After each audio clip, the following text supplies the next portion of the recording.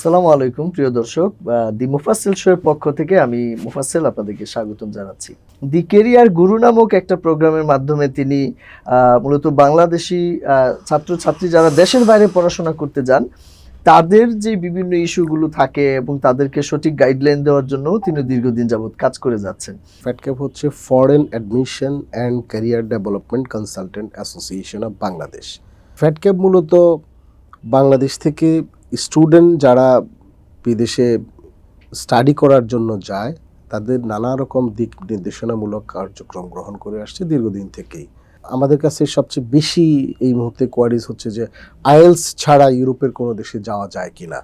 তো এক্ষেত্রে বাস্তবতা হচ্ছে যে আইএলটিএস ছাড়া ইউরোপের কিছু কিছু দেশে এখনও ইউনিভার্সিটিগুলো অ্যাডমিশন দেয়, অ্যাম্বাসিগুলো ভিসা দিয়ে থাকে।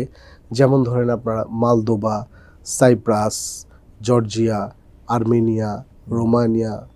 আমার মনে হয় একজন স্টুডেন্ট যদি প্রপারলি আমাদের মাস্টার ক্লাসের গাইডলাইনগুলো ফলো করে তাহলে সে তার কাঙ্ক্ষিত লক্ষ্যে পৌঁছতে পারবে, অর্থাৎ সে অ্যাডমিশন লেটার পেয়ে ভিসা প্রসেসিংটা সে নিজ দায়িত্বে কমপ্লিট করতে পারবে বলে আমার মনে হয়। ইউরোপের এই একটু অর্থনৈতিকভাবে পিছিয়ে পড়া দেশগুলোতে স্টুডেন্টরা বেশি পছন্দ করে, বিকজ এই দেশে ভিসাগুলো খুব সহজে হয় এবং টিউশন ফিসটাও কম। সো বাংলাদেশের স্টুডেন্টরা যারা একটু অল্প বাজেটে ইউরোপিয়ান কোনো দেশে যেতে চায় পড়াশোনা করার জন্য, তাদের জন্য এই ইউরোপের স্বল্প আয়ের দেশগুলো খুব সুন্দর ডেস্টিনেশন হতে পারে। হ্যাঁ, ইউরোপের ম্যাক্সিমাম দেশগুলোতে স্টুডেন্টরা পার্ট টাইম কাজ করতে পারে। পার্ট টাইম কাজ করে নিজেদের লিভিং এক্সপেন্সটা নিজেরাই অ্যারেঞ্জ করতে পারে। অনেক ক্ষেত্রে তারা টিউশন ফিসের একটা পার্টও তাদের পার্ট টাইম কাজ করার ইনকাম থেকে ম্যানেজ করতে পারে। আমি আরেকবার একটু আপনার কাছে জানতে চাই, আইএলস ছাড়া কি আসলে যাওয়া পসিবল, বা বাংলাদেশ থেকে কি এরকম যায় ইউরোপে? হ্যাঁ, ইউরোপের অনেক ইউনিভার্সিটি আছে, বেশ কয়েকটা দেশের অনেকগুলো ইউনিভার্সিটি আছে যারা আইএলস ছাড়া স্টুডেন্টদেরকে অ্যাডমিশন দিয়ে থাকে। মেইন কোর্সের পাশাপাশি ওখানে যাওয়ার পরে তারা ফাউন্ডেশন কোর্স করার সুযোগ পায়। অধিকাংশ দেশেই আইএলস ছাড়া স্টুডেন্টদেরকে ভর্তির ব্যবস্থা করে থাকে।